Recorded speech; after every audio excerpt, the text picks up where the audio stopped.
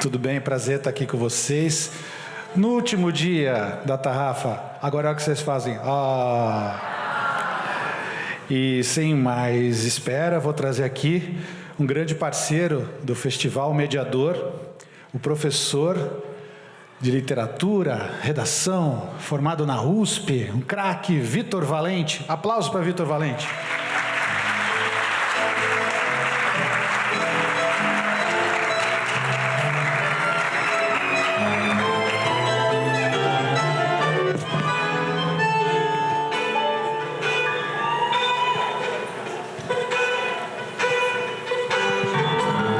Boa tarde a todas e a todos. Sejam muito bem-vindos, muito bem-vindas à primeira mesa do nosso último dia de tarrafa. E para que a gente possa aproveitar esse último dia plenamente, sem enrolação nenhuma, meu papel caiu, recebam com muito, mas eu disse com muito carinho, Ana Martins Marques e Aline Bey.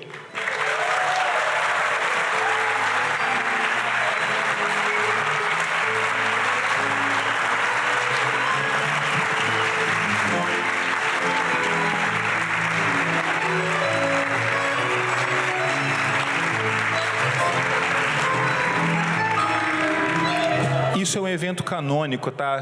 Toda vez os autores sentam trocado com os livros, então vocês estrearam muito bem, tá tudo certo. É boa sorte. Exatamente. Gostei. Gente, Ana Martins Marques é graduada em Letras com doutorado em Literatura Comparada pela UFMG.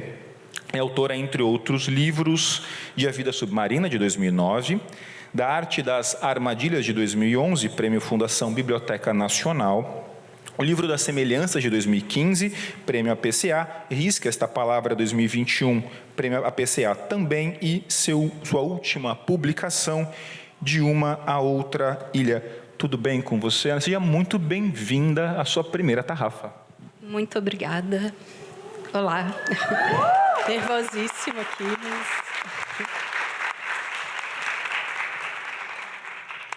Aline Bey é formada em letras, temos 3 pessoas formadas em letras nesse palco, nós vamos dominar o mundo. No mínimo, dominaremos este palco durante 1 hora, tá? É formada em letras pela PUC de São Paulo, em artes cênicas pelo Teatro Escola Célia Helena, pós-graduada em escritas performáticas pela PUC Rio. O Peso do Pássaro Morto, finalista do Prêmio Rio de Literatura e vencedor do Prêmio São Paulo de Literatura e do Prêmio Toca, é seu primeiro livro. Em 2021, lançou seu segundo livro, Pequena Coreografia do Adeus. O romance foi finalista do Prêmio Jabuti e do Prêmio São Paulo de Literatura. A autora lançou o seu último romance, Uma Delicada Coleção de Ausências, em junho de 2025.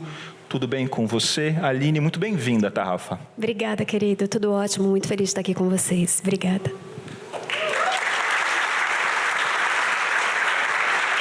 Só algumas pontuações para a gente começar. Essa mesa vai durar mais ou menos 1 hora, depois meia hora de perguntas feitas por vocês. Já vai preparando o que vocês querem saber das autoras.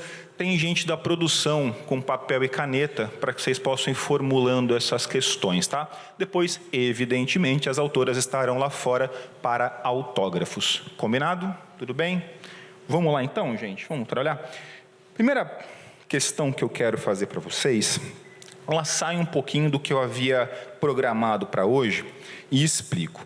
Na condição de um descrente em quase tudo, eu sou um crente nas coincidências. Então, hoje de manhã, estava conversando com a Ana, eu estava passeando com a minha cachorra, com a Capitu, né, fazendo meu passeio com ela, e aí cheguei em casa, fui zapear um pouquinho o Instagram, gastar uns minutinhos de vida ali e tal, e me deparo com uma fala da Maria Bethânia sobre a poesia.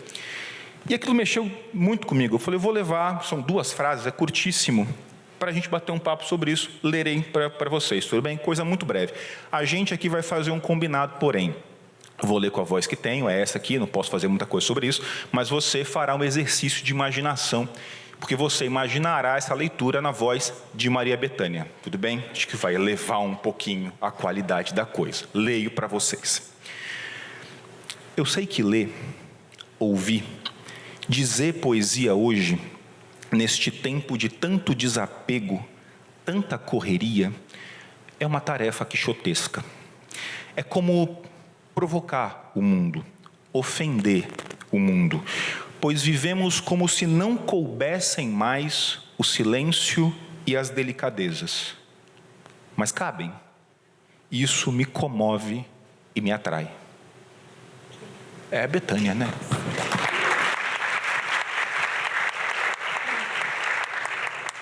Ana, queria começar com você. Neste tempo de tanto desapego e tanta correria, o silêncio e as delicadezas ainda te comove e te atrai? Uau. Bom, eu vou tentar responder, mas antes disso, para eu conseguir ir pensando aqui no que eu vou responder, eu queria agradecer, né? Agradecer o convite, agradecer, e assim, muito feliz de conhecer esse evento, primeira vez que eu venho, 17ª, né, edição, uma coisa incrível, assim, né? Chegar em um evento tão longevo, assim, com tantos autores incríveis. Eu pude assistir às 3 mesas ontem, assim, altíssimo nível, muito público, muita conversa, assim, foi bem legal, assim, estou realmente feliz e estou feliz de dividir a mesa com a Aline, a primeira vez, assim, que a gente estava comentando, assim, que não é uma junção muito usual, assim, em eventos, né, você colocar prosador e poeta juntas, né, mas na verdade, como vocês devem saber, vocês conhecem a obra da Aline, é uma autora também mais jovem, que eu venho acompanhando desde o início, assim, que leio com maior interesse e que tem está ali na fronteira, né? Está trabalhando ali na fronteira com a poesia, né? Está trabalhando ali naquele momento em que... E eu digo isso por vários motivos, assim, um deles, e que talvez tenha a ver com essa resposta, tem a ver com a resposta a essa pergunta, assim, porque a poesia tem... É muito difícil definir, né, o que é um poema, o que é poesia, ainda mais hoje em dia que os gêneros, assim, eles são... os textos transitam um pouco de um gênero para outro, tal, né? Mas se é que tem alguma coisa que marca a poesia, eu acho que tem a ver com uma certa interrupção, assim, da linguagem, né? E essa interrupção,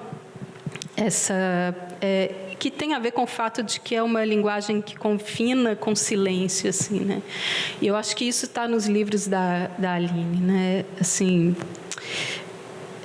eu lembrei agora, assim, de uma entrevista do Ben Lerner, que é um poeta e romancista também estadunidense, né? Como eu ia falar norte-americano.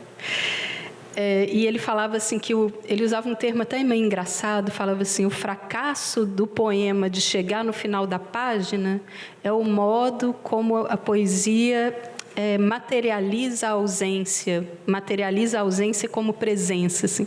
E isso está um pouco nos livros da Aline, né? Assim, essa espécie de parece que vai chegar no final da página, mas aí você se interrompe, né? E isso materializa a ausência de um modo como a poesia faz também. E eu fiz uma certa confusão, mas para dizer assim que, para mim, como leitora, a poesia sempre teve um pouco esse caráter de interromper o dia um pouco também, sabe? Interromper esse fluxo, assim, que a gente vai entrando de trabalho, de consumo, de atenção, né? Que a gente fica sempre numa espécie de atenção meio distraída, assim, e de repente a poesia é aquele corte, assim, sempre teve, tanto ler quanto escrever, para mim, teve sempre essa coisa da interrupção, e que sempre foi importante, assim, na minha vida, e moldou um pouco o meu jeito de prestar atenção no mundo, assim. Então, assim, é difícil dizer se tem espaço hoje, se não tem, mas vou responder um pouco pessoalmente, assim, para mim, eu tento preservar esse espaço, assim. Maravilha. E você, Aline, o silêncio e as delicadezas nesse mundo de tanta correria e de tanto desapego, nas palavras aqui da Betânia, ainda cabem, ainda te comovem e te atraem? Muito. Também queria agradecer demais o convite para essa mesa, para esse evento. É a minha primeira vez aqui no Tarrafa e é a primeira vez que eu divido a cena com uma das minhas poetas favoritas. Eu peço desculpas pelo nervosismo. É muito emocionante para mim estar do lado da Ana. Eu não fico falando isso toda hora para ela no camarim. Até tomei um pouco de distância para não ficar tão perto, porque é muito amor e eu não quero assustá-la, né?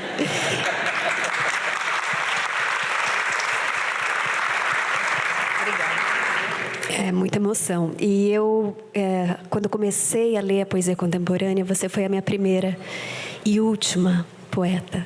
E eu, quando li você, eu pensei, é isso que a palavra pode fazer e faz.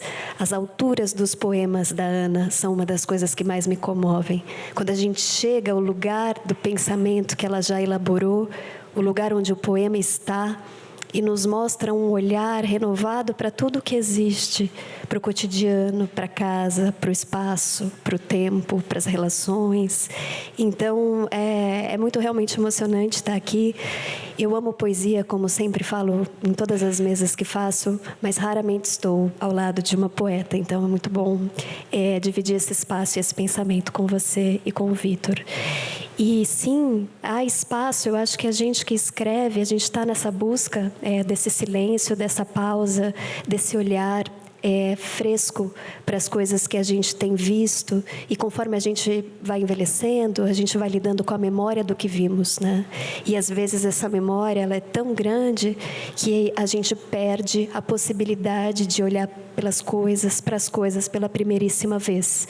Então, talvez esse seja um dos grandes exercícios que a poesia me dá, um olhar para a coisa pela primeira vez, de novo, sem ter que lidar tanto com o modo como eu já memorizei as formas daquele espaço ou daquele objeto. E como leitora também eu sinto que qualquer leitura, seja ela de poesia ou mesmo de prosa, de ensaio, ela também promove esse tempo do pensamento, da elaboração e de se haver mesmo com o lado oculto e misterioso da vida. Então sinto que a arte está sempre trazendo elementos para que a gente faça esse mundo oculto girar um pouquinho mais, né? Maravilha, maravilha. Agora vou na Aline primeiro. Tem um barato que eu vejo de um primeiro ponto de contato na obra de vocês, em que pesem as diferenças todas, a poesia, a prosa, que é um negócio que me parece que vocês têm com o livro, mas não com o livro enquanto ideia, mas com o troço, o objeto livro. Na poesia da Ana, um dos livros dela, você vai ter uma sessão inteira sobre as partes do livro, né? Capa contra capa, né? Dedicatória. Eu acho um barato aquilo. Na Aline você tem o que a gente já conhece bem, essa brincadeira com a forma, mas destaco aqui especialmente essa questão da relação com a margem. Eu acho isso muito legal. Às vezes parece que as margens vão oprimir as palavras, às vezes parece que as palavras vão transbordar das margens, é isso tão bonito. E acho que existe um tensionamento dessa relação, não com o livro enquanto ideia, de novo, mas enquanto coisa, enquanto objeto, enquanto essa coisa tão banal do dia a dia da gente, mas ao mesmo tempo tão misteriosa também. Eu queria muito que vocês falassem da relação que vocês construíram com esse objeto, com essa coisa, com o livro, desde molecas, desde pequenas ali. Como se construiu a relação de vocês com o livro? Aline. Os livros, para mim, na minha casa, não tinham livros e era sempre a biblioteca o meu espaço de afeto e de busca pelo livro. Eu me interessei pelo livro muito rápido e me interessei primeiro pela forma dele antes das histórias. É um objeto muito especial e o modo como ele vai se desdobrando, e especialmente os poetas, como os poetas se apropriam do espaço para trazer a sua linguagem para a folha, sempre trouxe para o meu olho uma sensação de pertencimento. E o livro em si, cada livro, ele é muito único também no modo como ele ocupa esses espaços. E a nossa duração da folha é muito específica de acordo com a obra que a gente lê. Então, tem livros que a gente flui pela narrativa rapidamente, isso não quer dizer que o livro não vá perdurar, mas tem um fluxo, os meus próprios livros têm um fluxo de água, de muita velocidade, e às vezes a gente lida com folhas, que uma folha dura a nossa leitura do dia, a gente fica preso naquela folha com a densidade de palavras. É muito curioso como o ritmo, a linguagem, a estrutura vai conduzindo a gente pelo tempo e espaço. Então, há muito mistério, né? E muita companhia e muita solidão também em todo o objeto livro, que me intrigou desde criança. Então, fui leitora, sentia que, além do mais, o livro, ter um livro, estar lendo, ser vista lendo, me dava identidade, me diferenciava das outras pessoas, me dava uma aura até de respeito, o que era uma coisa interessante. Então eu comecei a usufruir disso, da leitura como uma forma de criar a minha identidade no espaço. E fui me apaixonando também, eu já disse aqui da memória, mas a memória ela veio ao meu socorro porque como eu alugava livros e depois eu tinha que devolver os livros e eu sentia que eu queria continuar lendo infinitamente o mesmo livro, eu comecei a memorizar os poemas e histórias que lia para poder voltar ao texto em alguma medida. E eu, quando memorizava, eu tentava memorizar também a página, a forma como a página aparecia. Tenho uma boa memória, era melhor antes quando eu fazia teatro, porque a memória é um exercício, uma musculatura, né? Mas eu conseguia guardar e era um grande prazer. Então, acho que é um pouco isso para mim. E você, Ana, como é que é essa relação com esse troço aí, com esse objeto? Pois é, não, é interessante isso. Eu estava pensando outro dia que eu sou essa geração que pegou exatamente um momento muito de transição do modo de circulação dos textos, né, por causa da internet e tal, né? Eu peguei o inicinho da internet já assim adulta, né? Então a minha relação inicial era muito com os textos, com o livro físico e se manteve muito ligada ao livro. Eu me mantive muito ligada ao livro físico, assim. Eu acho que, embora eu leio no Kindle, leio na internet, acho legal poder publicar na internet, o tipo de circulação que acontece aí. Acho que o poema se presta a uma circulação nas redes sociais, assim, talvez até melhor do que os outros textos, né, por causa da concisão, por causa do caráter muito imagético, assim. Mas ainda assim eu tenho uma relação muito tátil, assim, com o livro. Gosto muito da leitura silenciosa, assim, porque a gente sabe que o livro não é o único lugar dos poemas, né, e nem o primeiro lugar dos poemas, né, a poesia é anterior ao livro, anterior à leitura, circula, né, por outros meios e tal, na memória, nas falas, no slam e tal. Mas a minha relação forte com o livro, assim, eu já fiquei pensando muitas vezes, assim, eu acho que tem essa questão geracional, de ser essa geração de transição, mas eu acho que tem também uma questão de que a poesia é essa atenção por um caráter meio tátil das palavras, né? Assim, da sonoridade, mas também visual, e de uma atenção para a língua como uma coisa material, assim, e isso, para mim, passou para o livro também, sabe? Essa relação espacial do livro como um objeto e tal. Eu acho que parece que teve a peça do Gregório do Vivier aqui, ele cita essa música que eu adoro do Caetano, né, que ele fala que é o Livros, né, e tem esse verso incrível que eu não sei se eu vou lembrar, ao contrário da Aline, minha memória é muito ruim, o que é ruim para um poeta, né, mas justamente eu preciso do texto assim na mão, senão não lembro de absolutamente nada, nem dos meus poemas, nem de nada. Mas o verso do Caetano é uma coisa: os livros são objetos transcendentes, mas podemos amá-los com amor tátil que votamos aos maços de cigarro. Acho que é uma coisa assim.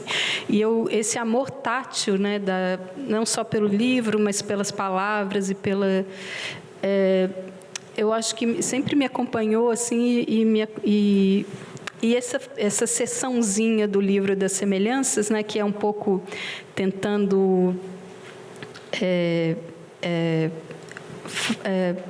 recortar assim as partes do livro como se ele fosse um objeto mesmo, capa contra capa, como se ele fosse, não, ele é um objeto, mas capa contra capa, dedicatória, epígrafe, assim como se fosse uma coisa espacial mesmo. Ele veio desse pensamento assim sobre o que é um livro de poesia e se o livro de poesia se o livro ainda é o lugar da poesia, e eu acho que para mim ainda é assim.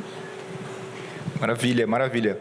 No ano passado, teve uma mesa aqui na Tarrafa em que o Agualusa estava. Uma figuraça. Que mano figura, cara, ele é. Não contem para o Agualusa que eu falei que ele é um mano figura, tá? Eduardo Agualusa. Porque num ponto do papo, eu estava perguntando para ele sobre o processo criativo dele, como é que ele fazia e tal, e ele falou: Vitor, é o seguinte, existem 2 tipos de escritores, apenas 2. Há os metódicos, os que elaboram um projeto literário com muita minúcia e o perseguem enlouquecidamente, né, engenheiros da palavra, há esses. E há os felizes.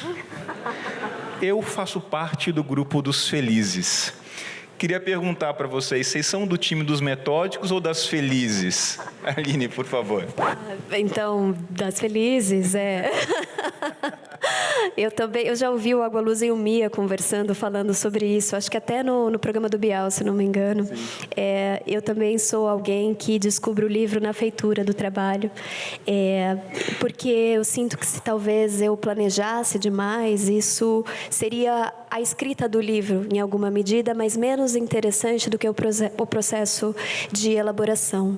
Então, o que eu persigo quando eu começo a escrever um livro é alguma coisa ainda muito nebulosa, que já tem uma forma, um ritmo, um cheiro, às vezes tudo isso junto, às vezes só uma dessas coisas, que começa a me incomodar, a me perturbar. E eu vou atrás, né? E esse ir atrás vai desdobrando o livro. Eu sinto que a primeira versão do trabalho, porque eu reescrevo muito meus trabalhos, é uma revelação para mim também. E depois eu vou fazer escolhas a partir dessa revelação. Se eu quero sustentar isso que eu descobri, e se eu sustento, de que modo eu posso potencializar essa experiência. E aí essa reescrita entra com uma consciência maior da trama, do enredo.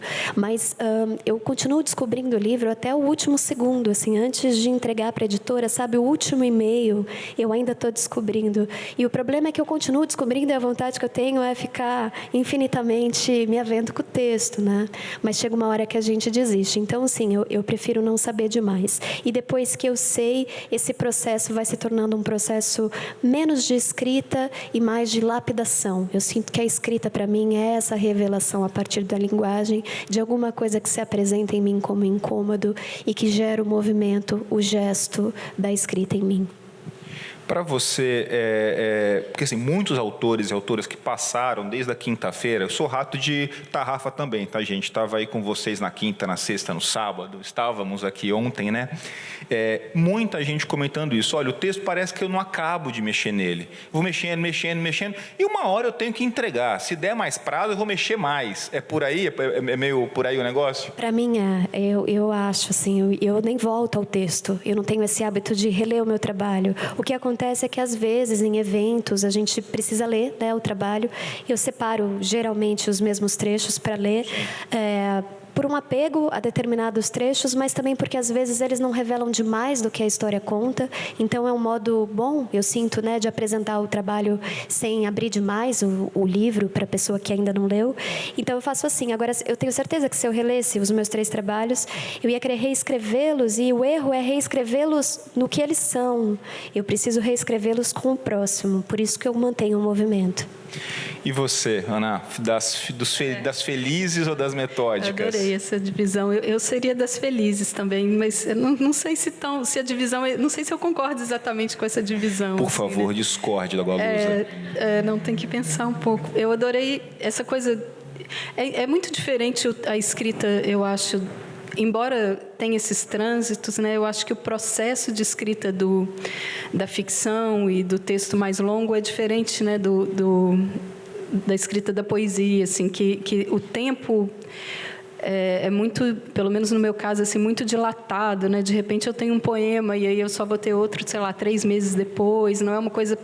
Você não tem muito para onde voltar, sabe? Vou voltar para aquele texto e dar uma continuidade, assim, pelo menos no meu caso. Eu acho que alguns autores, alguns poetas, talvez tenham uma escrita mais metódica, assim, de escrever todo dia, tal. Não é muito o meu caso. Eu tenho um pouco que esperar alguma coisa acontecer, assim. Mas eu gosto muito de ler entrevistas de escritores, tal, e acho que muitos... acho que tem essa vertente dos autores que falam um pouco que querem descobrir. Eu acho isso muito interessante, né? Você escrever para descobrir o que você escreve, né? Assim, tem um caráter um pouco de aventura, assim, né? De você não ter muito... É claro que tem um trabalho, não é que isso se opõe ao trabalho, né? Mas você está trabalhando, mas um pouco no escuro, né? De para onde vai, assim. O meu caso, onde tem um pouco isso é no momento da organização do livro, né? Porque eu acho que nesse aspecto se aproxima um pouco de um trabalho de composição, assim. É quase um segundo momento de escrita, sabe? Porque você tem lá uma série de poemas e você precisa arranjar isso no livro de um jeito que pode mudar completamente os poemas. Isso é muito curioso, assim. Eu gosto. O livro é meio um lugar de convívio, assim, né? Os poemas, dependendo da ordem que você coloca, ou se você tira ou coloca um determinado texto, aquilo pode alterar radicalmente os outros textos, né? Então, tem uma arquitetura ali que é uma parte do trabalho que é uma parte que eu gosto, assim, porque não tem tanta angústia da escrita da página branca, ou do que aquilo vai virar, ou se isso vai virar um poema, se vai dar certo. Já é um momento de composição, assim, mais que tem um elemento criativo, mas eu acho menos angustiante, assim. Eu queria seguir nessa linha com vocês. Aí começo pela Ana agora. Justamente nisso, nessa diferença do processo de articular, de pensar um romance e um livro de poesia. Quando você vai trabalhar aqui um livro novo, ou não, você vai escrevendo e entender o que aquilo pode se organizar enquanto livro, ou não, você estabelece uma ideia, olha, acho que eu tenho uma coisa aqui, é um pouco difusa, mas ela está aqui, eu vou caminhar em cima disso. Queria saber, como é que é essa coisa em que momento aquele apanhado de poemas se transforma em um livro? Pois varia um pouco, assim. Para mim, o mais comum é isso. Eu vou escrevendo um pouco, vou anotando, tenho um arquivão ali com várias coisas e tal. E aí tem um determinado momento que eu fico assim, eu acho que isso aqui já tem alguma coisa aqui que pode ser um livro, assim, mas eu ainda não sei exatamente o que é, né? E às vezes tem um pouco também um poema, eu gosto muito disso, das séries, né? Um poema que um pouco puxa o outro, né? E aquilo vai sendo vai te levando para algum lugar, assim. Aí tem um pouco esse sentimento de aventura, assim, de que o texto está te levando para algum lugar. Mas no geral não é uma coisa prévia que eu tenho um plano e vou construindo, escrevendo poemas para preencher aquele plano. É mais assim, os poemas estão lá e eu preciso, o que eu vou fazer com isso? Assim. Tem algumas exceções, assim, né? Tem esse último livro que é uma plaquete, né, que eu publiquei no Círculo, que é o de Uma Outra Ilha, que aí ele é um pouco mais um livro de projeto, assim, porque ele, vou falar muito rápido, assim, para não entrar muito em detalhe, mas ele nasceu um pouco do momento em que eu vi uma notícia sobre a ilha de Lesbos, né, que para mim eu sempre associei a poesia, né, a poesia da Safo e a uma coisa muito da beleza e do erotismo e do amor, e a ilha se tornou uma entrada de refugiados na Europa, né? Então tinha esses campos de refugiados, esses tragédias, assim, e aí aquilo me deu um certo curto-circuito que eu senti uma vontade de escrever sobre aquilo, assim. E é um livro muito diferente dos outros que eu já fiz, porque aí tinha um certo projeto e são textos que vêm de vários lugares. Eu falo que os textos ali também são um pouco migrantes, assim. Tem texto de notícia de jornal, tem texto dos próprios trechos dos poemas da Safo. Então, aquilo foi um livro mais de projeto, assim. Mas, em geral, não, assim. E que é um barato, aliás, se vocês não conhecem, por favor, façam isso, que é um livro delicioso. Aline, e para você, quando você começa a conceber uma história, né, um romance, primeiro, quando você começa a pensar uma história, você fala assim, acho que tem um romance aqui, né, é um ponto de partida, ou não, né? Como é que essa coisa funciona para você na concepção dessas histórias e da história para virar um livro, da história para virar um romance? Essa família nasce primeiro, essa história, você sabe começo, meio e final não sabe? Como é que é esse processo para você? Cada livro meu teve um caminho, mas eles têm uma semelhança. O livro da semelhança, falar semelhança de frente para o livro das semelhanças, né? Mas tem uma semelhança, porque geralmente meu caminho se dá pelo personagem. Como eu fui atriz, estudei teatro, sempre foi o meu canal de aproximação com as histórias. Então, por exemplo, no Pássaro, né, meu primeiro livro, quando eu decidi escrever esse romance, que foi muito fruto de uma primeira oficina com Marcelino Freire, grande autor, e que foi meu professor de escrita, eu senti que eu queria escrever uma história sobre perdas, e logo essa personagem Sombra, que é uma mulher anônima, se apresentou para mim como uma opção, como uma possibilidade de desdobrar esse verbo com o corpo dela, ainda que fosse um corpo que não se revelasse para mim na sua plenitude. O que eu imaginei, conforme eu fui escrevendo, é que com a intimidade da escrita, essa personagem se revelaria, mas não aconteceu, tanto que ela se manteve uma anônima, né? E isso não impediu que o livro pudesse nascer. Então eu percebi que eu poderia trabalhar com personagens que são fragmentos de si, ou personagens que têm uma materialidade na minha imaginação muito forte, que foi o caso da Júlia Terra, do meu segundo livro, Pequena Coreografia do Adeus, que se apresentou também como personagem, e no caso dela, ela veio com nome, veio com sobrenome, ela tinha um visual, uma materialidade muito forte na minha imaginação, e o que mais me fez confiar que ela carregava o romance inteiro na sua narrativa foram as botas. Então, uma personagem que surgiu para mim com um coturno dentro de casa. E isso, para mim, vou usar a palavra da minha poeta, deu também um curto-circuito, porque eu pensei, uma bota dentro de casa, tem alguma coisa aqui que ela não pode se desnudar. Um pé descalço é um momento de relaxamento, de abertura completa para o espaço onde a gente está. Uma pessoa que está de botas dentro de casa é porque ela tem que estar pronta para a fuga, para o deslocamento, né? E isso foi me dando toda a família dela, que é uma família disfuncional, mãe e pai que estão se separando. Ela é uma menina, né? Eu escrevo muitas histórias com meninas no centro, jovens mulheres no centro. Então o livro todo surgiu dessas imagens. E a Delicada Coleção foi um livro que surgiu dentro de uma pós que o Vitor falou no começo na minha biografia, uma pós em escritas performáticas, que eu entrei muito consciente de querer escrever o meu próximo livro nessa pós, de ser influenciada pelas aulas, estava aberta para isso. Eu já tinha uma proposição, porque quando eu estava escrevendo Pequena Coreografia do Adeus, tem um momento que a Júlia ela fala sobre a avó, ela elabora uma questão sobre a avó, porque ela teve pouco contato com essa mulher.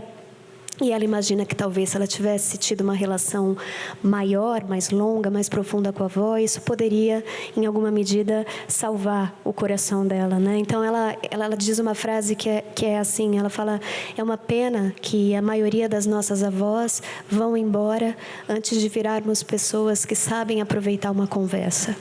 Quando ela pensou isso e eu escrevi isso, eu senti que um portal se abriu para fora do livro e que o meu próximo livro se revelou ali para mim. Eu guardei essa impressão. Então, quando eu comecei a pensar Delicada, eu já tinha esse desejo de escrever uma história sobre uma avó e uma neta.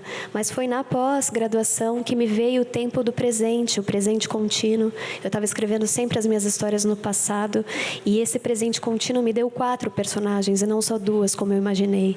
A bisavó, a avó, a mãe, que é uma ausência no livro, e a filha. Né? Então, foram 4 personagens que surgiram com uma força narrativa que me guiaram por toda a condução. Agora, só para finalizar meu pensamento, na Delicada uma coisa curiosa aconteceu. Eu sou uma pessoa linear, em alguma medida, contando histórias. O embaralhamento de tempo, um embaralhamento de tempo lintiano, me entorpece um pouco. Eu adoro, mas eu nunca consegui trabalhar dessa forma nas minhas histórias. Então, meus livros, eles nasciam exatamente como vocês os leram. O Pássaro e a Pequena foram caminhando junto com o que vocês conhecem do livro. E na Delicada não foi assim. Eu nunca sentia o começo nem o fim do livro. Me parecia que eu estava continuamente na metade do trabalho, no meio, como se eu puxasse uma massa que nunca revelava o seu início nem o seu fim. Então, o começo do livro surgiu quase no final, o final surgiu, sei lá onde, o título foi a última coisa e a primeira do livro, entende?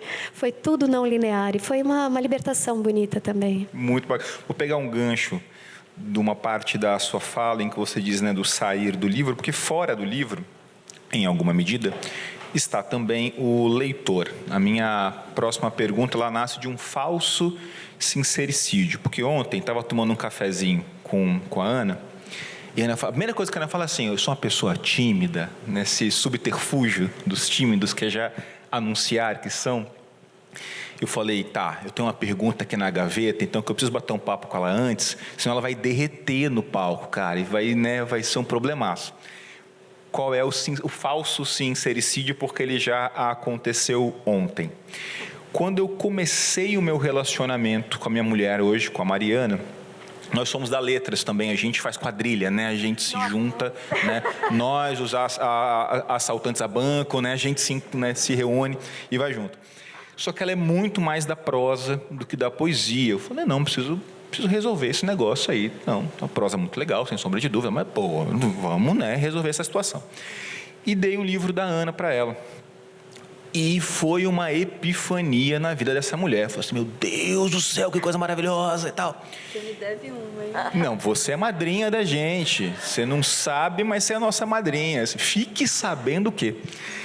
E ali nasceu, cara, dali nasceu um hábito que eu acho que ele é... Acho não, tenho a convicção de que ele é fundamental para o espaço de intimidade tão profunda da relação que nós temos. Não sei como isso começou, mas a gente começou a ler textos, poemas da Ana, um para o outro, tomando café de manhã, tomando um vinho à noite, nunca ao contrário, beleza, tá, a gente ali e tal. E aí, ora ela lia, e eu prestava atenção não só no texto, mas na forma como ela lia, nos intervalos, nos silêncios, no sorriso que aparece aqui e ali, batíamos um papo. Ora, o contrário, eu lia e ela prestando atenção, assim espero, pelo menos, eu acho que prestava. Estou dizendo isso porque muitos desses poemas hoje, desculpa te informar, mas eles são muito mais nossos do que seus, assim. Passaram a ser da gente. Tenho quebrado copos. Menina, a gente passou a quebrar copos por aí, que é uma loucura. Vocês são autoras muito lidas e, em geral, a galera gosta, se apaixona, de fato, pela obra de vocês. O que traz uma relação na composição do próximo texto, do próximo poema, do próximo livro, com essa figura um tanto fantasmagórica do leitor. Existe alguma pressão, porque vocês certamente recebem muito afeto, uma devolutiva muito carinhosa daquilo que vocês escrevem. Coloco esse meu exemplo, sei que ele é compartilhado por todo mundo aqui. Como é que é essa figura do leitor, na hora que vocês sentam para escrever, ela está ali? Porque isso pode ser uma cilada danada, né? O leitor, eu estou ali, presente o tempo todo, né? Ou não? Vocês conseguem se furtar disso? Ana, você primeiro. Eu primeiro. Não, eu acho incrível assim receber notícias assim de leitura, né? Eu gosto muito assim, e eu recebo às vezes e é curioso porque a poesia ela tem, quando eu comecei a publicar, hoje eu acho que a poesia entrou assim, realmente entrou no circuito assim de um jeito que quando eu comecei a publicar não estava, sabe? Não era uma coisa muito cool, assim, publicar poesia. Ninguém achava muito legal e tal. Hoje, eu não sei, me parece que tem uma juventude, assim, escrevendo e os livros circulando de outro jeito, assim. Mas eu não esperava ter muitos leitores, assim. Nunca foi uma coisa que...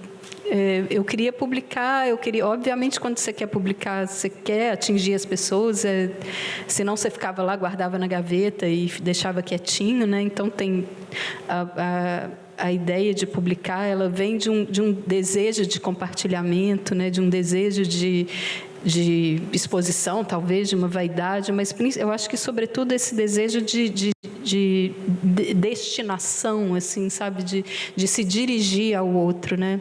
Mas esse outro é um outro realmente. Você usou a palavra fantasmagórico, que eu acho que é um pouco assim. Você não consegue vislumbrar muito bem.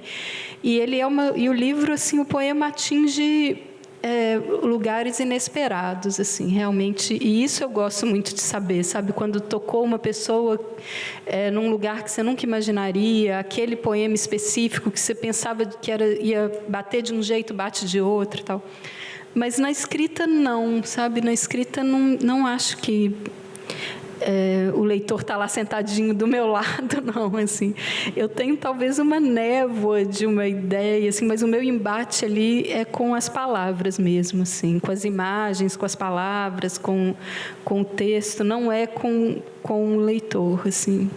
Aí, depois que o livro vai para a circulação, eu já sinto ele um pouco menos meu, assim, sabe? Ele já já é muito mais dos outros, assim. E aí eu adoro ouvir essas histórias e às vezes os leitores te devolvem coisas que você realmente não fala, gente, eu não tinha visto isso no texto. E de fato está aí alguma coisa, uma relação, uma imagem, um roubo involuntário que você fez e a pessoa fala assim, isso aqui tem a ver com aquilo. Eu falo, tem mesmo, né? E eu adoro receber esses poemas de volta, assim, eu sinto como se os leitores estivessem me devolvendo os meus poemas transformados, assim. Mas na hora de escrever, não, assim. E você, Aline, como é que é essa relação com essa figura fantasmagórica do leitor? É parecida com a da Ana, muito parecida. Eu também não, na hora da composição, o leitor não é. Ainda que quando se escreve, toda a arte se faz na esperança de um outro, né? Mas esse outro, ele é uma presença mesmo imaterial. E como eu tenho essa memória afetiva com o teatro, porque a minha vivência no teatro e a saída, especialmente, ela foi muito abrupta, ela não foi muito bem resolvida na minha imaginação, no meu emocional, eu continuo usufruindo desse espaço cênico como uma espécie de fonte contínua para a minha composição de escrita. Então, eu sempre imagino as minhas histórias acontecendo num teatro, assim, nem tão bonito como esse, mas um pequeno teatro. E esse teatro, conforme eu estou no meu improviso, no meu ensaio de escrita, ele está com a luz muito baixa no público. Então, às vezes eu pressinto uma presença ou outra, mas eu nunca vejo ninguém, como aqui eu também não consigo ver claramente o rosto de vocês. E aí depois, de fato, quando o livro é publicado, que o leitor chega, né? Então, é claro que uma obra ela é aberta para uma presença futura, mas no momento da composição, essa presença ela é só uma intuição, ela é muito nebulosa. E eu acho que dessa forma, o texto ganha muito, inclusive, o respeito que precisa se ter com essa pessoa que chega, que é o leitor. Ele precisa ser fiel apenas a si mesmo, para que o leitor possa encontrar espaço para se apropriar do texto e trazer essas impressões belíssimas que também são escritas, né, Ana? Eu acho que quando o leitor traz a sua subjetividade, ele traz significado, ele reescreve o poema com a sua própria língua. Então, isso também é muito bonito de ouvir e trocar, mas é pós-produção.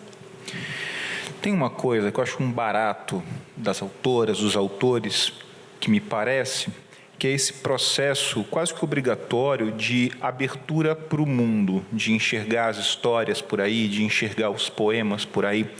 E pensando sobre isso, me veio um parzinho de versos da Adélia Prado, aquele de vez em quando Deus me tira a poesia. Olho pedra e vejo pedra mesmo, né? Ela vai comentar isso. Acho lindo isso, né?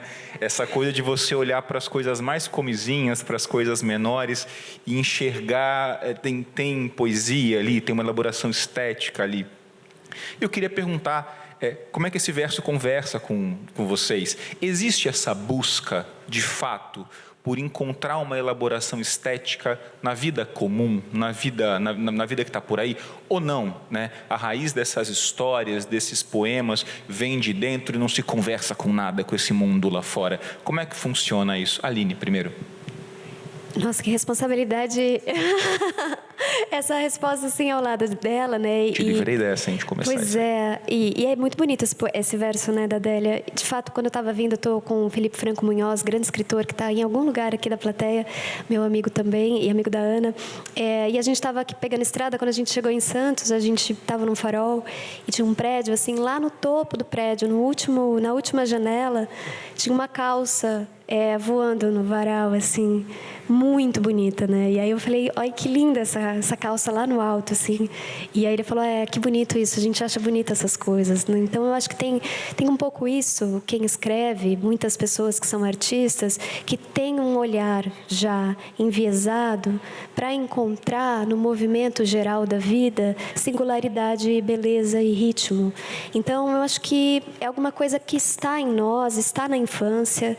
Às vezes, quando a gente cresce, a gente perde o tempo, então, do delírio, né? De um olhar um pouco mais vago, sem ser específico para as coisas importantes, mas que olha em torno e descobre então o que já está lá, mas com essa roupagem outra que a poesia sempre veste tão bem com a linguagem. Então eu me sinto inclinada naturalmente para essas belezas do cotidiano. Para mim o tédio é uma das sensações mais difíceis de sentir, justamente porque se eu estou num espaço eu começo a encontrar, a me haver com as formas, e isso me interessa rapidamente. Eu já começo uma brincadeira muito própria que eu acho que toda escritora, todo artista conhece bem. E você, Ana? Não, lindo, assim, acho que é por aí mesmo, mas eu fiquei pensando que eu acho que uma coisa do poema que eu gosto, assim, é essa espécie de receptividade, né, de hospitalidade, não sei, porque o poema ele pode um pouco abrigar qualquer coisa, assim, né? Qualquer coisa pode ser material, né? E parece ter uma tensão. Claro que não é toda poesia, talvez seja uma poesia assim a partir do modernismo, tal, mas parece ter uma atração, ou talvez seja só a poesia que me interessa, assim, uma atração pelas coisas pequenas mesmo, né? Isso eu acho que é uma coisa que a gente conversa também, que tem na sua escrita, né? Esse olhar assim que de repente circunscreve uma coisa que parece insignificante, assim, e resolve olhar para aquilo com atenção, assim. Eu acho que o poema é um dispositivo assim que permite fazer isso. Talvez não só o poema, né? Mas o texto literário, assim. E isso me interessa muito e acabou sendo como eu escrevo desde criança, assim. Eu comecei a escrever muito cedo, com 8, 9 anos. Quando eu aprendi a escrever, eu comecei a escrever poesia, assim. E aí isso meio me moldou, assim, meu jeito de prestar atenção nas coisas, que não é muito funcional, assim, na verdade, até. Talvez as pessoas perguntam muito assim, você não vai escrever um romance e tal? Eu falo, acho que eu sou totalmente incapaz, assim. Aí eu sempre lembro de uma resposta da Clarice Lispector, uma vez que ela falou assim, não, vou tentar escrever um romance com início, meio e fim, uma história, tal. Aí ela fala que a primeira frase que ela escreveu era assim, era uma vez um pássaro, meu Deus.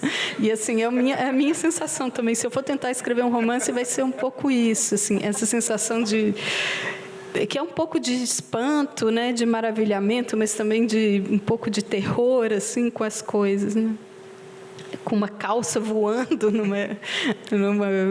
num prédio, né?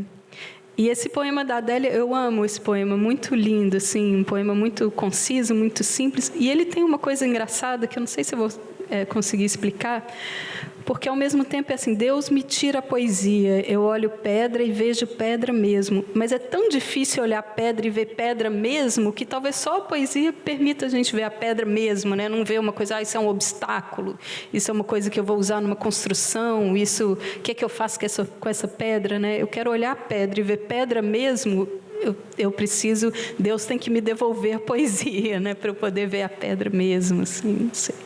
Que lindo. Nesse mesmo poema, nesses mesmos versos, está ali colocada também uma angústia, que é a angústia de perder esse olhar, né? Às vezes Deus me tira e eu olho para a pedra e vejo pedra mesmo, mas será que Ele vai me devolver?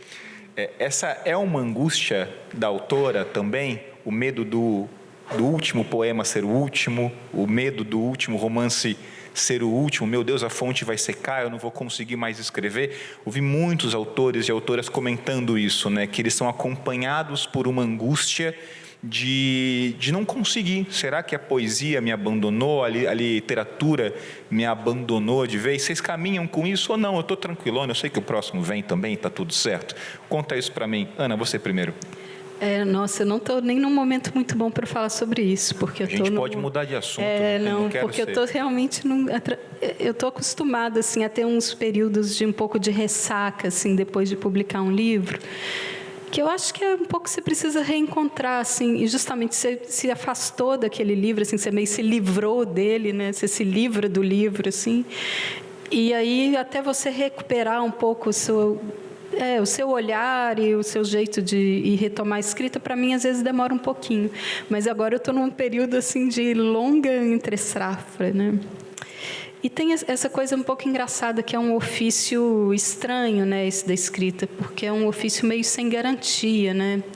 Você não tem uma garantia, assim, apesar de ter, é claro que tem alguma técnica, tem alguma coisa que você aprende, mas você não tem certeza que se você vai ser capaz de fazer de novo, assim. Eu não sei se um arquiteto sente isso, né? Tipo assim, nossa, será que eu vou ser capaz de construir uma casa de novo? Assim, me parece que não, né? Não sei, talvez sinta, mas eu sempre sinto um pouco isso quando eu termino os livros de, assim, será que eu vou ser capaz de novo de escrever?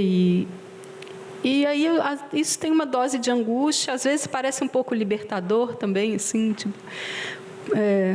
não preciso escrever, assim, né? Eu posso, porque para mim a minha relação, eu me sinto muito mais leitora, sabe? Eu como identidade, assim, eu não me sinto tanto escritora, por isso que eu acho que para mim os eventos são um pouco difíceis, porque eu me sinto escritora quando eu estou escrevendo, depois parece que eu tenho que responder por uma coisa. Eu me sinto sempre assim meio farsante, sabe, fingindo de escritora, fazendo meio uma cena de escritora, assim, não é uma coisa tanto da minha identidade, eu me sinto uma leitora, assim, e eu acho que se eu perdesse a leitura de algum modo, aquilo seria para mim uma perda realmente definitiva, assim, mas a escrita, não sei, eu posso falar, pode ser que seja isso aí, assim, não sei. E você, Aline, essa angústia existe ou não? É uma pergunta difícil, né, Ana? O que eu sinto? Como eu sempre imagino esse teatro, meu espaço de construção de cada história, e é o mesmo pequeno teatro que eu trabalho desde que comecei. Cada livro, ele acontece em cena. Quando eu publico, ele começa a sair de cena. E nessa saída, com todos os seus artifícios e adereços, todos os livros que eu escrevi até agora, foram só 3, esqueceram uma coisa no espaço. E quando eles esquecem essa pequena coisa, que ela já não está mais em relação com tudo que era antes, ela é uma abertura para a próxima história. Porque ela tem o rastro do que já foi, e a minha escrita tem sido uma escrita que se escuta muito. Tudo que eu produzi continua girando para que o que eu produza exista. É muito cíclico o meu trabalho. Então, essa coisa, ela tem a atmosfera perfeita, porque ela é um enigma, já que ela não está mais em relação com o que ela era, mas ela está toda manchada, suja do que já foi, né? E aí eu começo a olhar essa coisa que foi esquecida. Esse tempo de olhar, para mim, é o meu tempo do processo, né? Para eu descobrir aonde esse adereço vai me levar. Então, meu último livro esqueceu uma coisa que eu estou girando, tentando entender o que é. É desse modo que eu vejo a criação. Assim, eu sou uma pessoa que tem uma escuta para algo que vai além do meu cotidiano, e essa escuta não me parece findar-se, porque ela tem uma relação com a minha própria existência, sabe? Ela me parece ser a minha sombra, então, se ela acaba, eu também. Então, preciso manter a gente viva, as duas. Muito bom. Vou às perguntas da plateia, quero ao máximo contemplar as perguntas de vocês. A primeira é para as duas, vou começar com as questões que são para ambas, tá? Pergunta muito curta e danada, tá? Quem faz é a Petra. Então, vocês conversem com ela depois sobre isso, tá? Qual o livro preferido de vocês? Assim, no lúdico. Fala aí. Vai, solta. Na boa. Bom. Aí eu deixo à vontade vocês brigarem na lama aí para ver quem vai responder primeiro.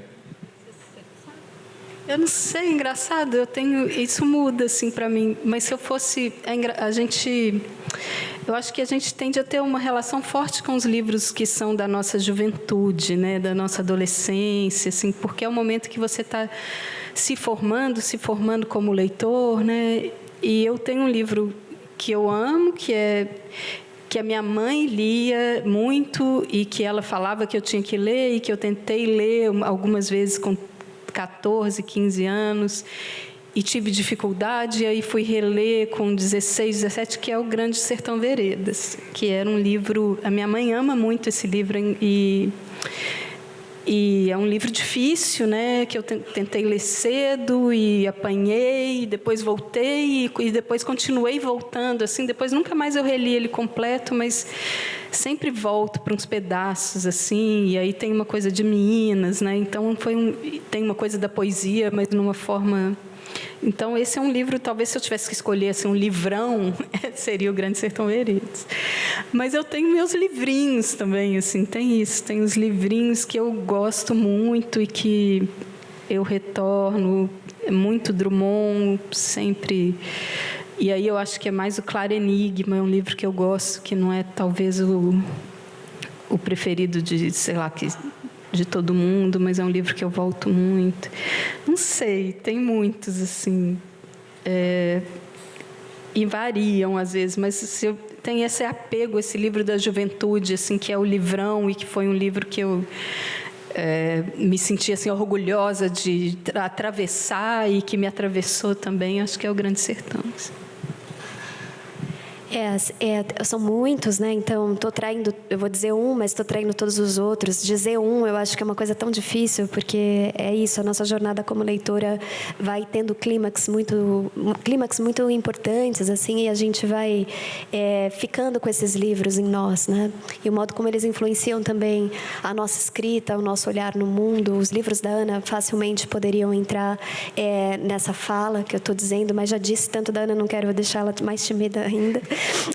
Mas eu vou trazer Clarice Lispector, que é uma autora muito importante para mim, e de toda a obra dela, que eu amo cada livro de uma maneira muito singular, eu trago A Hora da Estrela, que eu acho que é um livro que eu tive vários encontros com ele, e todos os encontros foram de puro mistério e assombro. E é um livro que sempre me coloca na escrita de volta, sabe? Num ritmo de escrita. E sinto que é um livro que inicia e fecha o trabalho da Clarice. A gente pode começar por ele e terminar com ele. Ele é um ponto nervoso importante da ópera, né?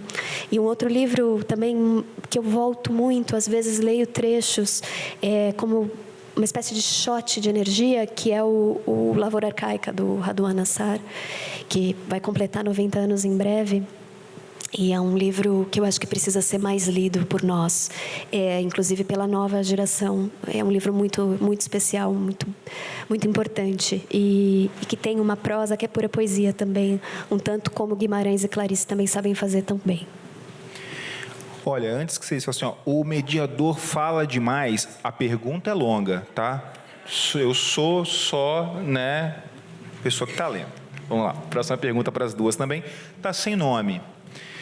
Quando questionadas, Ana e Aline não se identificaram com a categoria escritoras metódicas, engenheiras, como o mediador, esse cara aqui, descreveu, mas se disseram que são felizes, mas disseram que felizes talvez não fosse o termo mais adequado. O George R. R. Martin que escreve principalmente fantasia e ficção científica, separa escritores em arquitetos e jardineiros. O arquiteto, gostou mais, já deu uma balançada de cabeça aí já, né? O arquiteto planeja muito bem, ele sabe quantos quartos a casa terá, onde ficarão os fios, as janelas, tudo antes de a obra ser erguida. O jardineiro cava um buraco, planta uma semente e rega. Ele sabe se a semente é de fantasia, de mistério, de drama, mas não sabe como a planta será ao final. Não sabe quantos galhos a árvore terá ou se dará mais frutos. Seriam vocês mais jardineiras do que felizes? É a pergunta feita. Maravilhosa pergunta. Por favor.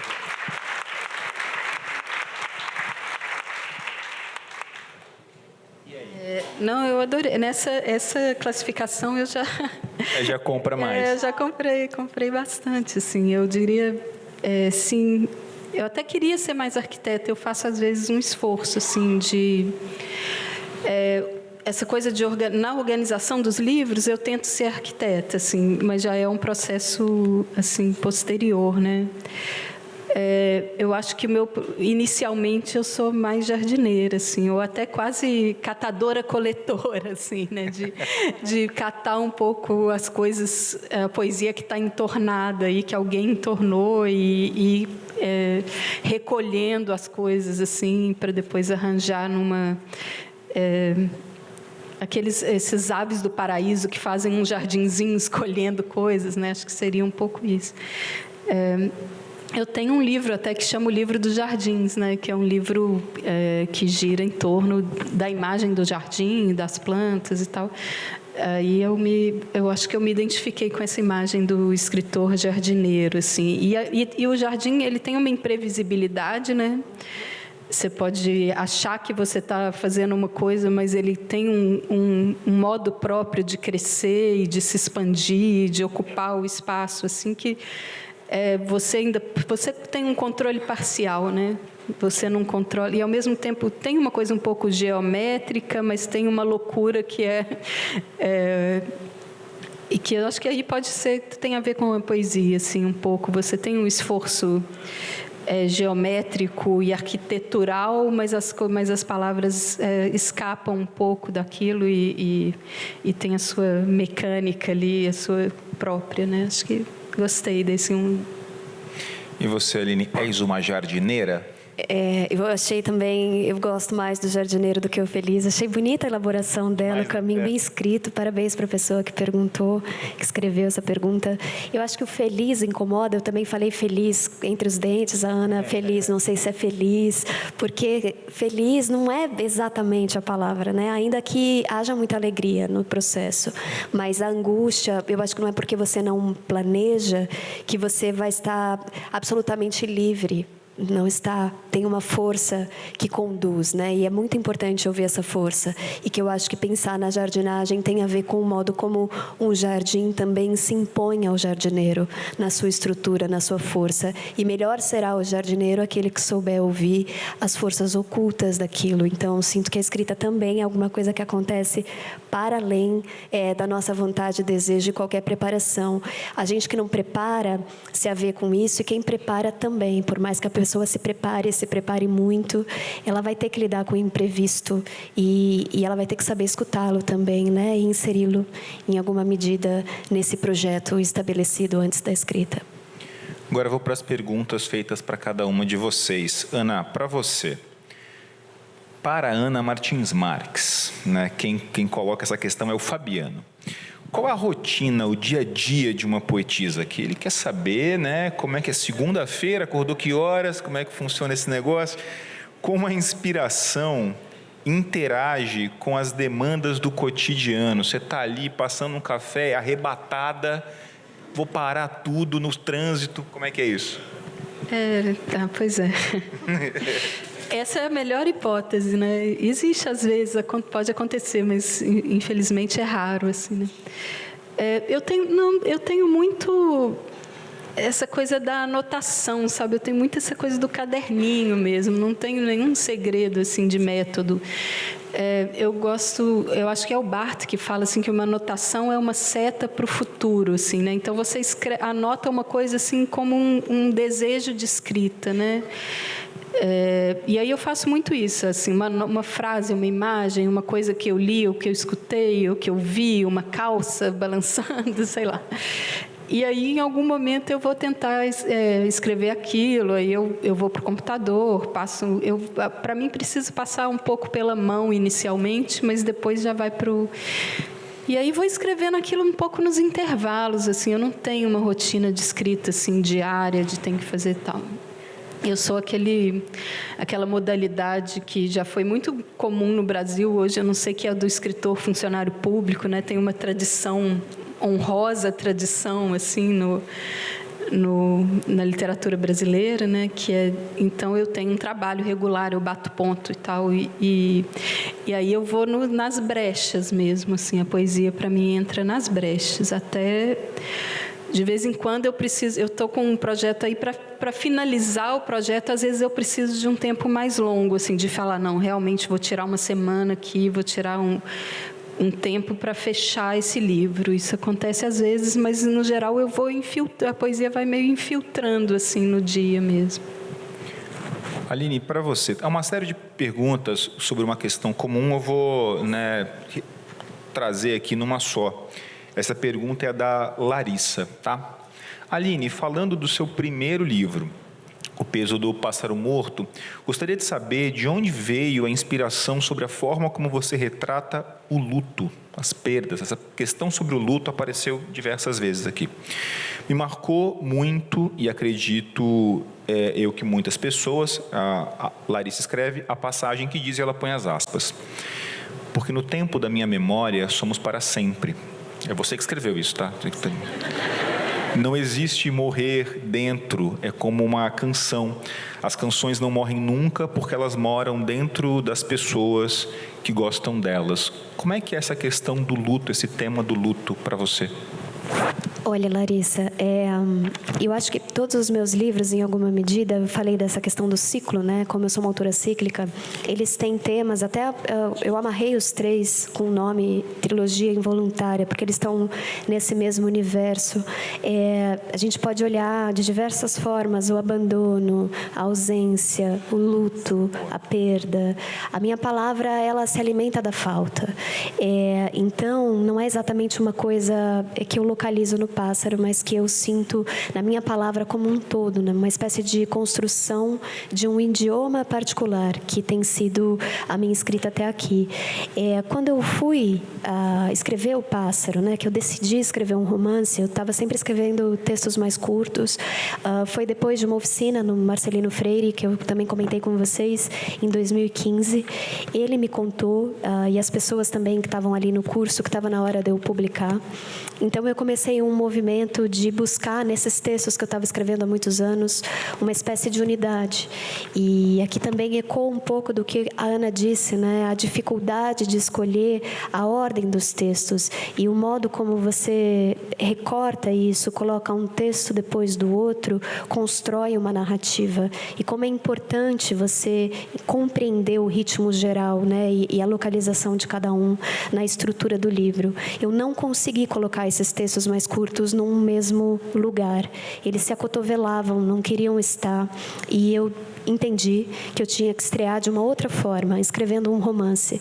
E foi assim que eu comecei a escrever O Pássaro. Mas O Pássaro é uma escuta desses textos mais curtos que eu estava escrevendo até então. Porque na releitura que eu fiz, e é um exercício bonito para quem escreve, escrever e escrever, mas em algum momento se lê também. E é bom se ler com uma certa distância, não no calor da feitura do texto, porque aí a gente não se lê. A gente lê o desejo da nossa escrita, mas não o que a gente de fato colocou ali. Então precisa de uma distância. E eu tive essa distância. E ali eu encontrei um eco de coisas que podiam me ajudar a construir o pássaro e que ajudaram de fato. A imagem do canário, por exemplo, era muito recorrente. Não um pássaro grande, mas esse pequeno passarinho que na nossa cultura também acaba muitas vezes em gaiolas. Então essa imagem desse canário. O cão como um contraponto ao pássaro, que é uma coisa que também muito forte dentro do peso do pássaro morto, o cão e o pássaro, as perdas.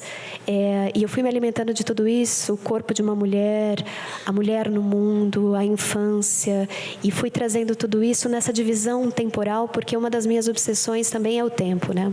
Então, eu recortei nas idades 8, e foi caminhando, né, pelas idades dela, dos 8 aos 52. Também avizinhada numa leitura que eu fiz, e também me considero mais leitora do que escritora, do João Azanello Carrascosa, um livro que ele tem que chama Aos 7 e aos 40, um livro que eu tinha lido alguns anos antes e que me deu essa estrutura das idades. Então eu pensei, a minha personagem ela vai navegar por algumas idades fragmentadas e nessas idades ela vai perder e perder e perder numa espécie de via crucis do corpo. E foi dessa forma que eu construí o texto. Muito do que sai quando eu escrevo, e eu também preciso das minhas mãos, como a Ana falou, sai no calor da concentração ali. E depois eu passo um lustre, né, nas frases, decido, corto, escuto, mas eu não fico pensando fora. Eu penso dentro da linguagem e as coisas acontecem. Outra pergunta para a Ana. E eu achei essa pergunta maravilhosa. Pena que você não botou o nome. Ana, você ainda fuma? É a pergunta colocada muito em função... Não. Continuar aqui a pergunta, que tem mais um pouquinho, né? Tem mais um tantinho. Você ainda fuma? O que o carburar do cigarro tem de poético que te atrai tanto? Eu li, achei inusitado e lembrei que existe, de fato, um conjunto ali de poemas sobre a questão do cigarro. E aí, dentro dessa pergunta, tem uma outra embaixo. E o que te leva a apagar uma palavra? Como fazer desaparecer para sempre o que por um momento fez parte do poema? Então vamos do cigarro ao apagar. Vamos lá. Adorei essa última parte. Não, é porque o meu livro, Risque Essa Palavra, né, um livro de 2021, ele tem uma última parte que se chama Deixar de Fumar. Como que chama? Acho que esqueci completamente. Parar de Fumar, é isso. Tá vendo? Falei que eu não tenho memória.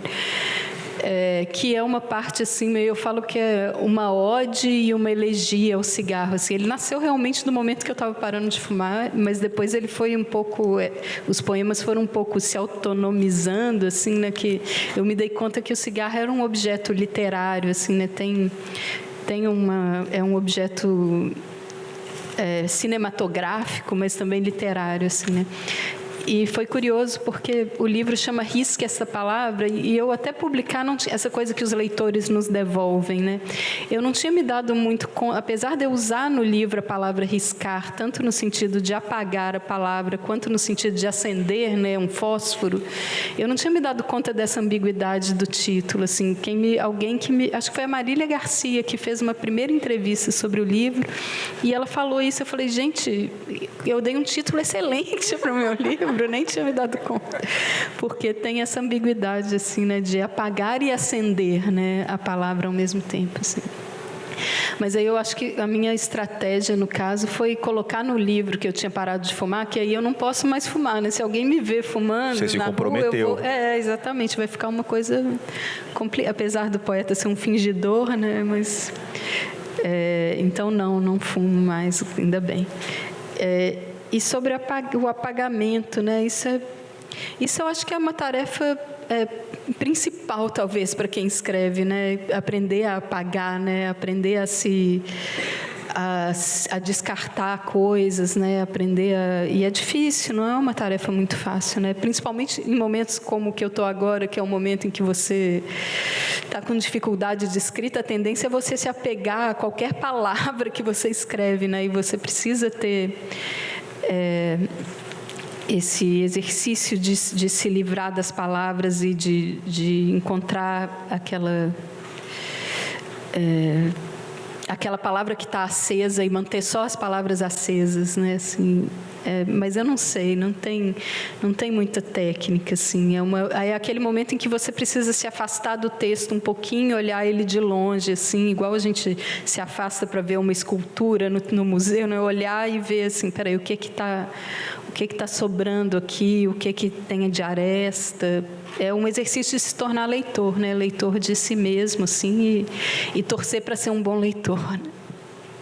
Gente, o nosso tempo está começando a esgotar. Então, me desculpem as perguntas que não serão lidas, não foi falta de tentativa aqui, né? Mas, Aline, eu vou duas aqui, porque uma é mais que uma pergunta, um carinho, então não queria deixar de compartilhar o carinho. Quem escreveu Te Ama, só não disse o nome, tudo bem? Tá, importante. Aline, como você é capaz de escrever uma história como se a personagem principal fosse eu? Te amo. Essa pessoa se declara, beleza, tá? Outra pergunta aqui. A Aline te ama também, beleza? Toma aí, cara. A gente se abraça no sofá. E aí vem uma pergunta bastante específica. Aline, qual o significado do medo de borboletas das personagens? Existe alguma mensagem velada? Pergunta a Petra. A Petra tá on fire hoje. Ligadona. Ela tá ligadona. Tem uma peça que eu amo que chama As Lágrimas Amargas de Petra von Kant, né? Enfim, eu tô lembrando dessa direto. Para mim também é um enigma. Tem muita coisa que é enigma na escrita. Eu acho que eu escrevo para colocar isso para o outro também, para que a gente possa olhar isso, né? Encontrar caminhos para isso. Porque no pássaro em si surgiu esse medo de borboleta. Eu tenho medo de borboleta, eu escrevo ficção, tá? Isso não quer dizer que as minhas memórias, às vezes, não me acompanhem e acabem perfurando também o processo de escrita, principalmente as coisas que eu não entendo muito sobre mim, que não são esses dados biográficos, coisas que me aconteceram, mas pequenas singularidades da minha pessoa que eu não consigo explicar nem para mim nem para ninguém. E isso geralmente acaba se infiltrando na minha escrita e virando matéria de palavra. Então, o medo da borboleta surgiu no pássaro de uma maneira muito espontânea e eu sustentei isso nessa narrativa porque senti que tinha uma relação com o inconsciente do livro, porque a nossa protagonista, ela é um tanto esse pássaro morto. Ela tinha essa possibilidade do voo e ela tinha um interesse pelas coisas do alto, né? Ela queria ser aeromoça, então ela tem toda uma coisa assim de olhar para cima, mas a vida dela puxou para um aterramento, colocou essa mulher para morrer, né? Para o chão. Então eu achei que esse medo de borboleta também era um medo da altura de si, do que ela poderia alcançar, sendo quem ela é de fato, né? E aí esse medo de borboleta voltou e se instalou na Margarida, essa personagem de Uma Delicada Coleção de Ausências. Ela ter esse nome de flor, e ela ter medo de algo que é a própria essência dela, né? É uma coisa que pareceu para mim muito interessante para não ser usada. E como eu ainda não consegui explicar nem para mim mesma esse medo que eu tenho de borboleta, eu levei para Margarida, para que ela pudesse conduzir isso numa direção narrativa e que eu pudesse também pensar com ela, né, para onde isso vai. Então, nem tudo tem uma explicação tão clara, assim, matemática, mas eu senti que esse medo especificamente nessa trilogia de infância, que eu sinto que é a infância da minha escrita, favorecia muito trazer esse medo singelo, risível até, mas significativo também, né? Para o centro das histórias que eu escrevo. Perfeito. Tem uma pergunta que eu não consegui fazer para a Ana. Estava falando assim, estava passando ali um pouco os temas com a Ana. Ela falou assim: menino, você não vai conseguir fazer esse tanto de pergunta, não. Tem muita coisa aí. E ela tinha toda razão. Não consegui fazer metade das coisas que tinha pensado. Mas uma das questões que eu tinha feito, e não vou fazer a questão, vou partir do que eu não consegui fazer para uma outra coisa, era entrar um pouco nesse outro ponto de contato da obra de vocês. A gente falou um pouquinho sobre isso, dessa questão de enxergar a literatura no cotidiano, nessas coisas menores. E eu queria muito que a gente fechasse com uma brincadeira, no lúdico, na legal, descruzando a perna, soltou o botão da camisa, sabe assim, tal. Uma brincadeira para vocês, que eu sou fascinado com essas expressões populares, tão expressivas, tão poéticas, e que a gente vai perdendo no dia a dia, justamente porque elas são populares, a gente usa direto. Então, eu vou falar para cada uma de vocês um parzinho dessas expressões. Eu quero que, assim, papum, coisa... Não, tá tudo bem. É que eu não contei para ela que ia fazer isso, ela fica meio preocupada. Qual que você gosta mais e por quê? Brevemente. Vamos nessa? Vamos na legal? Então, vou começar com a Aline aqui. Aline, tem, mas acabou. Expressão 1. Tem, mas acabou. Ou a luz dormiu acesa. Ai, a luz dormiu acesa. Muito mais interessante como imagem. Preciso ficar me explicando muito ou posso ser papum? Pode ser. Me interessa mais. Boa, gostei. Estou contigo também nessa. Ana, não conheço, mas sei quem é. Ou só vou esperar o sol esfriar. Eu gosto de todas, assim, eu gosto de todas. Eu acho que o não conheço, mas sei quem é, ele é parecido com Tem, mas acabou, assim, um pouco, né? Que é parecido quase com uma coleção de ausências, né? Assim, então eu vou ficar com o não conheço, mas sei quem é. Aline, segunda rodada. Isso aqui, deu nem pro cheiro, eu gosto muito do deu nem pro cheiro, ou segue reto toda a vida. Ai, segue reto toda a vida. Esse é mineiro, né? Esse é mineiro. Segue reto toda a vida. Segue reto toda a vida, boa, boa. Ana, fiquei preso do lado de fora, ou escuta só para você ver. Não, as duas são lindas, né? Mas acho que escuta só para você ver tem a ver com a poesia, né? Tem a ver com uma coisa de... Última rodada. Aline, não vi nem o cheiro. 1. E isso aqui está com cheiro de azedo. 2. Eu não amei nenhuma das duas. Fui sincera. Uma das duas, nenhuma. Vou ficar com silêncio. Honestíssimo. Para fechar, Ana, fulano só anda correndo. Você viu o áudio que eu te mandei? Eu vou no você viu, tá no mesmo campo semântico do você viu o áudio, né, que é o sinestésico, né, do ver e sentir e olhar e pegar. Pessoal, espero que vocês tenham gostado bastante da nossa mesa. Uma salva de palmas, Aline Bey, Ana Martins Marques.